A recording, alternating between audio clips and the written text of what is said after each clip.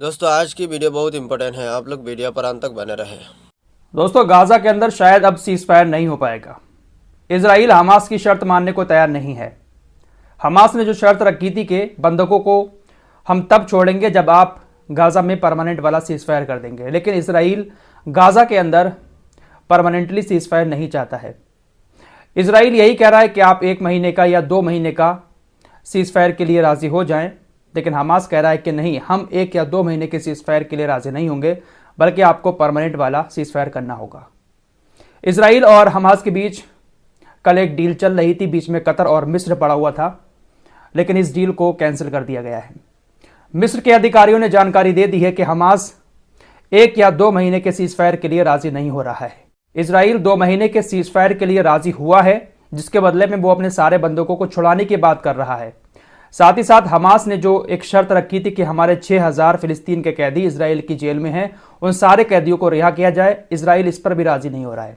Israel कह रहा है कि हाँ, हम कुछ कैदियों को छोड़ेंगे, लेकिन 6000 को नहीं छोड़ेंगे। तो कह सकते हैं कि गाजा में परमानेंट वाला सीज फायर शायद नहीं हो पाएगा। नेतन्याहू का मकसद यही है कि हम किसी भी तरह से गाजा को अपने कब्जे में कर लें। अमेरिका की तरफ से भी यही कहा जा रहा है कि युद्ध विराम के बाद हमास को गाजा छोड़ना पड़ेगा।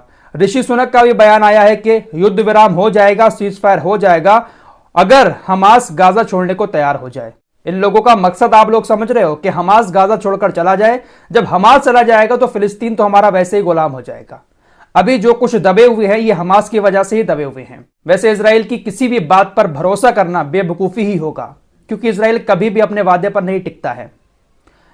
दोस्तों, इजराइल के साथ हमास की जो पुरानी डील हुई थी, जब 3-4 दिन का सीज फायर हुआ था, कुछ बंधकों को हमास ने रिहा किया था, तो उधर से इजराइल ने भी कुछ फिलिस्तीनी कैदियों को छोड़ा था।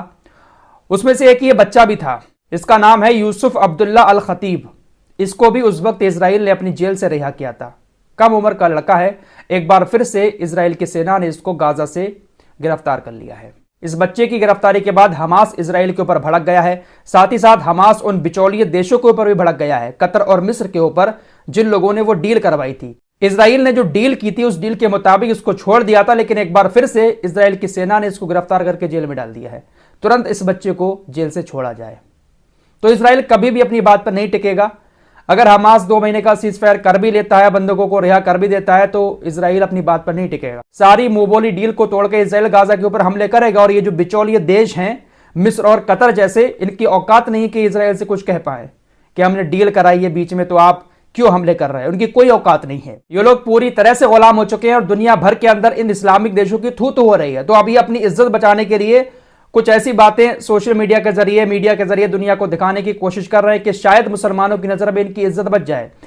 मिस्र के राष्ट्रपति की तरफ से खबर चलाई गई है, मतलब उनको लेकर मीडिया की तरफ से खबर चलाई गई कि नेतन्याहू ने मिस्र के राष्ट्रपति को कॉल की थी, लेकिन मिस्र के राष्ट्रपति ने उनकी कॉल नहीं उठाई, उसको इग्नोर कर दिया।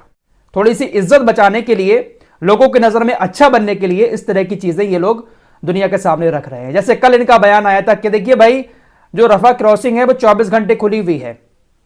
हम तो रफा क्रॉसिंग को 24 घंटे खोले रखते हैं। गाजा के अंदर कोई चीज जाना हो जा सकती है, लेकिन इजराइल की सेना वहां पर तैनात है, वो थोड़ा सा वहां पर पंगा कर देती है। तो इनकी सेना ने चूड़ियां पहन रखी हैं। इनकी इतनी औकात नहीं है कि थोड़ी सी दूर क्रॉसिंग करके गाजा के अंदर खाना पहुंचा सके। अरे सबसे बड़ी गुलामी की जिंदगी तो यही लोग जी रहे हैं। फिलहाल बड़ी खबर आ रही है कि इंटरनेशनल कोर्ट ऑफ जस्टिस कल फैसला सुनाएगा।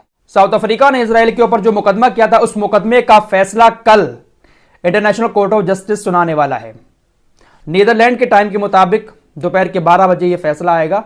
तो हमारे यहां पर यह लगभग शाम के वक्त में ही खबर आएगी। तो कल शाम के वक्त में आप लोग जुड़े रहें। क्या फैसला सुनाता है कल पता चल जाएगा। और हो सकता है कि international court of justice permanently cease fire की बात करे तो शायद नेतन्याहू झुक जाए। वैसे मुझे नहीं लगता है कि इंटरनेशनल कोर्ट ऑफ जस्टिस भी परमानेंट वाला सीज फायर इसके लिए राजी होगा। आइए यमन की बात कर लेते हैं। रात ही आपको खबर दी थी कि लाल सागर के अंदर हुतीज ने एक बहुत बड़े मिशन को अंजाम दिया है। अब पूरी डिटेल सामने आ चुकी है। खुद स्पोक्स पर्सन की तरफ से यमन के बता दिया गया है। यमन के स्पोक्स पर्सन यहया सारी ने बताया कि तकरीबन 2 घंटे का यह मिशन था और इस मिशन में हमने कई सारी बैलिस्टिक मिसाइलों का इस्तेमाल किया। अमेरिका के झंडे वाले 2 जहाज लाल सागर में बढ़ रहे थे। हमने उनको रोकने की कोशिश की, लेकिन वो नहीं रुके, जिसके बाद हमने टारगेट करके उन दोनों जहाजों पर बैलिस्टिक मिसाइल से हमला किया। बीच में अमेरिका का युद्धपोत भी आ गया। हूतीज ने एक मिसाइल युद्धपोत पर भी दाग दी। तकरीबन 2 घंटे का एक लंबा मिशन हूतीज ने लाल सागर के अंदर चलाया, जिसका नतीजा यह हुआ कि अमेरिका के झंडे वाले दोनों जहाज वापस लौट गए। लाल सागर में दोनों जहाज आगे नहीं बढ़े। हूतीज के हमलों को देखकर दोनों जहाजों ने अपना रुख मोड़ लिया और वो वापस ही चले गए। अमेरिका की तरफ से भी इस बात की जानकारी दी गई कि हमने खुद आदेश दे दिया अपने दोनों जहाजों को कि वो अब लाल सागर की तरफ ना बढ़े, बहुत बड़ा खतरा आगे है। इसलिए दोनों जहाज अमेरिका के झंडे वाले वापस लौट गए। तो हूतीज का यह मिशन कह सकते हैं कि कामयाब रहा। दोस्तों, हूतीज समुद्र के अंदर अंधाधुंध वाला काम नहीं कर रहे हैं, उनको किसी की जान नहीं लेनी है, बल्कि हूतीज बाकायदा पहले चेतावनी जारी करते हैं। कोई जहाज इजराइल की तरफ जा रहा होता है, उस जहाज को पहले चेतावनी जारी करते हैं। एक ऑडियो रिकॉर्डिंग वायरल हो रही है जब हूतीज जहाज को एक आदेश देते हुए नजर आ रहे हैं। हूतीज कहते हैं कि यह यमन नौसेना बल आपको बुला रहा है। कैप्टन, आपको लाल सागर के रास्ते आगे बढ़ने की इजाजत नहीं है। अपनी सुरक्षा के लिए तुम्हें वापस आना होगा। आपकी सुरक्षा, आपके चालक दल और आपके जहाज की सुरक्षा के लिए आपको वापस आना होगा, वरना सारी जिम्मेदारी आपकी होगी। दक्षिण की ओर जाओ। इस तरह का एक ऑडियो मैसेज ये क्रू मेंबर जो जहाज पर होते हैं उनको पहले ही भेज देते हैं, लेकिन जहाज पर तैनात क्रू मेंबर्स इनके मैसेज को इग्नोर कर देते हैं, इनकी चेतावनी को इग्नोर कर देते हैं और आगे बढ़ते रहते हैं। उसके बाद ही हूतीज बैलिस्टिक मिसाइलों का इस्तेमाल करते हैं। हूतीज का कहना है कि हम लाल सागर के अंदर किसी की जान नहीं लेंगे। जिस तरह से इजराइल ने गाजा के लोगों का खाना पानी बंद कर रखा है, इसी तरह से हम भी इजराइल का समुद्र में खाना पानी रोकेंगे। इस ऋषि सुनक की एक खबर आपको और बता देता हूं। ब्रिटेन का प्रधानमंत्री, पहले बताया ना मैंने शुरू में कि यह कह रहा है कि हमास गाजा छोड़ने के लिए राजी हो जाए, परमानेंट वाला सीज फायर हो जाएगा। अब इससे पूछा गया कि इजराइल की सेना ने फिलिस्तीन के एक ऐसे शख्स को गोली मारी जो अपने हाथ में सफेद झंडा लेकर जा रहा था। आप इसको जस्टिफाई करें, क्या यह नरसंहार नहीं है? ऋषि सुनक चुप हो गया। एक मीटिंग में यह सवाल पूछा गया था। ऋषि सुनक इस बात को जस्टिफाई कर ही नहीं पाया कि यह नरसंहार नहीं है।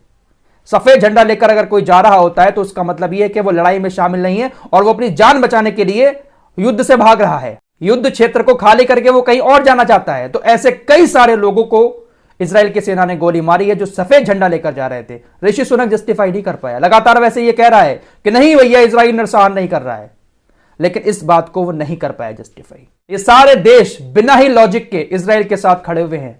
मामला सिर्फ इतना ही है, मुसलमान, फिलिस्तीन के अंदर मुसलमान, बस इतना ही मामला है। यह लड़ाई इंसानियत की और मानवता की है ही नहीं। अगर इंसानियत और मानवता की लड़ाई होती तो बहुत सारे देश इजराइल के खिलाफ खड़े होते यूरोप के, लेकिन एक भी देश ऐसा नहीं है जो खुलकर इजराइल के खिलाफ हो।